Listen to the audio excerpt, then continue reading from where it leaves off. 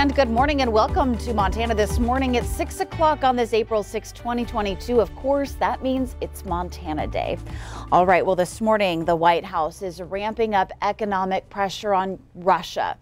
New sanctions expected today will ban all investment in the country, impose additional penalties on government officials and their family members.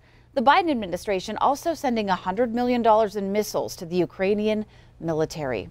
Also happening this week, Secretary of State Anthony Blinken is at NATO headquarters discussing new ways to help Ukraine. NATO's Secretary General says military and cyber security assistance, along with humanitarian aid, are among the contributions it can make. More than 7 million people are displaced from this war. Meanwhile, Ukrainian President Volodymyr Zelensky says Russia needs to be held accountable for the gruesome crimes it's committed against innocent people. He told the United Nations it's failing to stop Russia's brutality, showing horrific images of war crimes.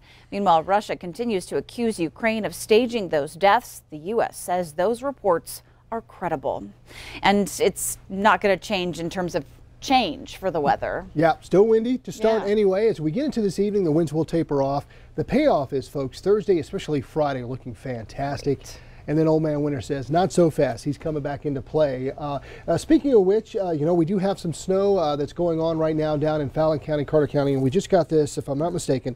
Plevna schools down in Fallon County, 2-hour delay going into school this morning because of whiteout conditions. Wow. Blowing snow, could get a couple of more inches of snow in your area. So just want to throw that out there. If you go to any of the Plevna schools down in Fallon County, that is a 2-hour delay heading in this morning. So yeah, Old Man Winter trying to give us a gut punch still before we get towards summer. So 49 for the high yesterday, a little bit below average.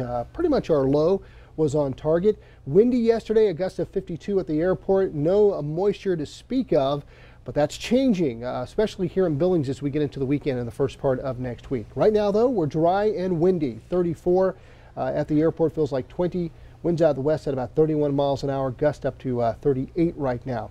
Temperatures across the area, mainly in the 20s and 30s. Highs today in the 40s and 50s, and there's that snow and wind mainly off to our east.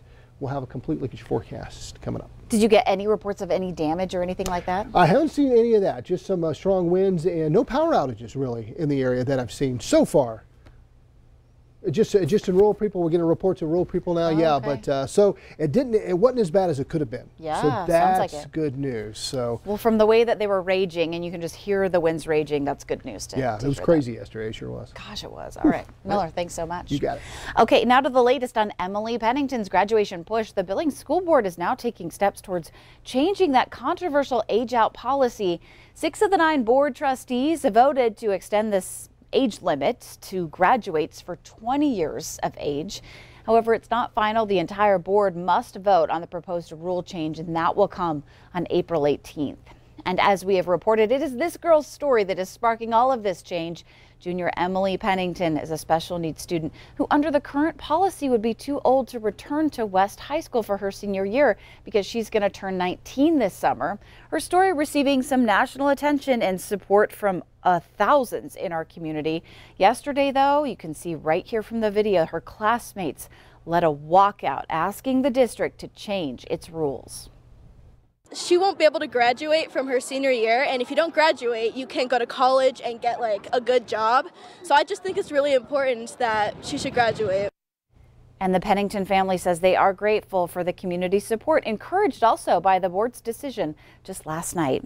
This morning, we have an update on a road construction project that will impact Billings drivers for the next 2 years. Q2's Russ Riesinger picks it up from here.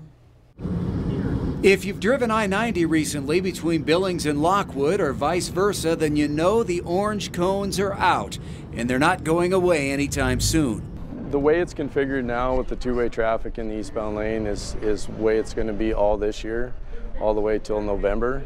And during that time, the reconstructed the interstate and the bridge will take place in the westbound lane. And then next year, the exact opposite happens. MDT held an open house Tuesday for the public to learn more about the I-90 Yellowstone River project. Shane Johnson is the engineering project manager. He tells me construction is off to a good start so far. Everything's on schedule for sure, and it's actually a little ahead. But this project won't be completed entirely until early 2024. It will add an extra lane in each direction of the interstate through this 2.6-mile stretch, which is the busiest corridor in the state, with more than 30,000 vehicles passing through here each day. It needed to be widened out to help with the infrastructure around Billings and the growth that we're experiencing. So the bridges are narrow and they needed to be replaced, as well as the interstate being widened to 3 lanes. The westbound bridge was the scene of a huge pileup last year that involved approximately 30 vehicles. Improvements will also be made to the 2 interchanges on this stretch of the interstate. It will eventually mean a lot less congestion when driving through here, but for now, you will need a lot more patience. Drive through at the posted speeds, don't go fast, stay off your cell phones, and be safe out there. In Billings, I'm Russ Riesinger, MTN News. All right, this morning we are learning what a massive healthcare merger in our community could mean for you. St. Vincent Health is now officially part of Intermountain Health, a medical system with hospitals in 7 states. Officials say the move will lead to more affordability and access to care. One thing that won't change, though, is the St. Vincent name. Yes, it was. Maintaining the name of St. Vincent Healthcare was particularly important for us as it reflects our strong heritage and our faith-based history. The combined system will now operate 33 hospitals, employ more than 59,000 caregivers. We continue to follow Costco's proposed move to the West End. But now a hearing that was set for today is delayed until May 3rd. Plans are still in place, though, to relocate the store and build a brand new facility at the corner of Zoo Drive and Shiloh. The project requires approval from City Council before it can move forward. Developers have asked to reschedule the meeting just to give them more time to refine their proposal. An alarming number of Montana's children reported being victims of sexual violence within the past 12 months. Q2's Casey Conlon looks into those heartbreaking statistics, finds out, too, what's being done to reverse the trend. We kicked off our Kids in Crisis series last week with some alarming numbers showing a 30-year high of depression among Montana high school students, with high accompanying rates of suicidal thoughts. The school counselors we spoke to say it's one of the hardest topics to hear about. The other is sexual violence, and those numbers from the 2021 Youth Risk Behavior Survey paint a similarly grim picture. It's incredibly difficult to hear, especially when you think it's 1 in 10 kids. Renee Schoening, a longtime Montana K-8 counselor and now executive director of the state's School Counselor Association, is referring to this number. 11% of high school students say they have been physically forced to have sexual intercourse when they did not want to. The more common term is rape. It doesn't really surprise me just because I've been doing this work for a very long time. And I've heard a lot of stories. But sometimes it's not necessarily reported to the school. Sometimes it'll be reported either to the authority or other resources that we have within the community as well. Jessica Buboltz, a current Missoula-Hellgate counselor, says her school administrator will report alarming cases to police. Missoula County's numbers are slightly lower than average at 10.1%. Yellowstone County is right in line at 11.1%. According to Billings police stats, there were 37 offenses for sexual abuse of children in 2021 and 15 offenses of statutory rape. As a community, as Montana, I think it's something that we need to work towards. All schools across the board. The numbers are worse in the state's more rural districts. Golden Valley is one of 2 at over 20%. Muscle Shell is at 16.2%, and Bighorn County is the 3rd highest in Montana at 17.5%, almost 1 in 5 kids. And it's the schools that are in those isolated locations that need it more than anybody, because many school counselors who are working in rural districts report that they're the only one with any mental health training for 100 miles. It's why Schoening has dedicated her life particularly to this issue. When they know that that's not normal and you give them the tools and tell them what they need to do if they experience something like that, then they can go get the help that they need. We have to do something for our kids. We have to. It's not an option anymore. In Billings, Casey Conlon, MTN News. All right, thanks, Casey. And new this morning, we are learning how the pandemic affected Montana students' ability to learn. A new report from the Office of Public Instruction shows this: only 46% of kids across the state proficient or advanced in reading, 34% proficient in math, and 25% in science. Those numbers dropped by at least 6% compared to previous years. Science was down a full 36%. However, educators believe students are bouncing back after being forced to learn under unprecedented circumstances. There's room for improvement without a doubt, but we've implemented systems and structures this year that have us trying to fill those gaps and get students caught up at a quicker rate. And we want to let you know there's no data from 2019 to 2020. That's because the federal government waived those testing requirements because of the pandemic. The White House is getting ready to extend a freeze on student loan payments. Originally, those payments were set to resume on May 1st, adding another bill to the monthly pile for millions of Americans. CBS's Michael George, though, learns what borrowers can do. 22-year-old Brendan Rooks recently started his career in public service with his student debt waiting in the wings. I currently have just over $10,000 of student debt.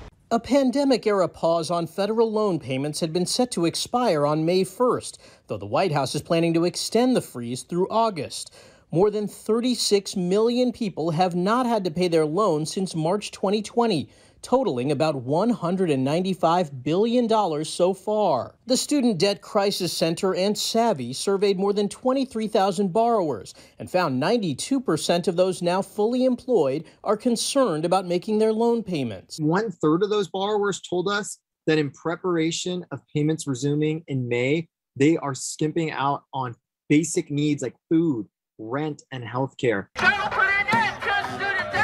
Advocates have been pushing for an extension, and many are calling for loan forgiveness. I think we can all agree, no matter what side of the aisle you're on, that the student loan system is broken.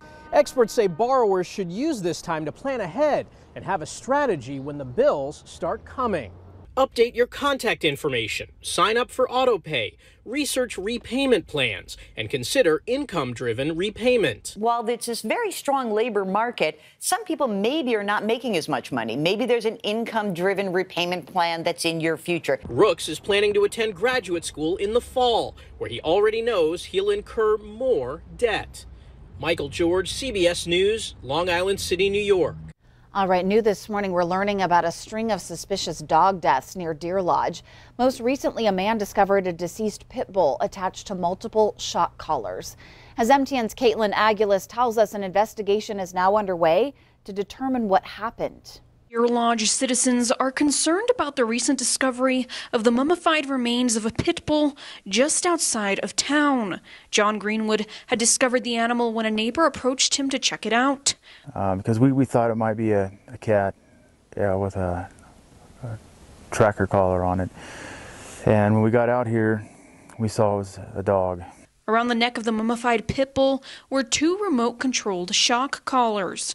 Greenwood says the dog appeared forced down into the slope of trees where it ultimately died. It was automatically in my mind that this was an animal abuse case and that this dog suffered something fierce with those 2 shock collars on her. Greenwood says last summer, 2 dogs were found in wooded areas west of Deer Lodge. Powell County law enforcement confirmed another dog was found deceased in the same area as the pit bull. The Powell County Sheriff says not to worry and that there's no indication that this dog is connected to other dead dogs found near the west side of Deer Lodge. The incident involving the 2 deceased dogs were not related in any way that we know of. The time frame of death is quite a ways apart.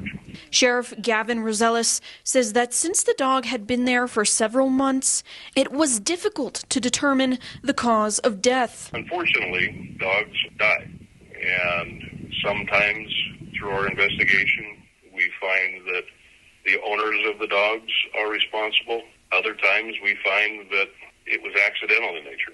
At this point in our investigation, have any indication that it was nefarious in nature. Sheriff Rosales reminds pet owners that they have an obligation to take care of their animals. In Deer Lodge, Caitlin Aguilas, MTN News.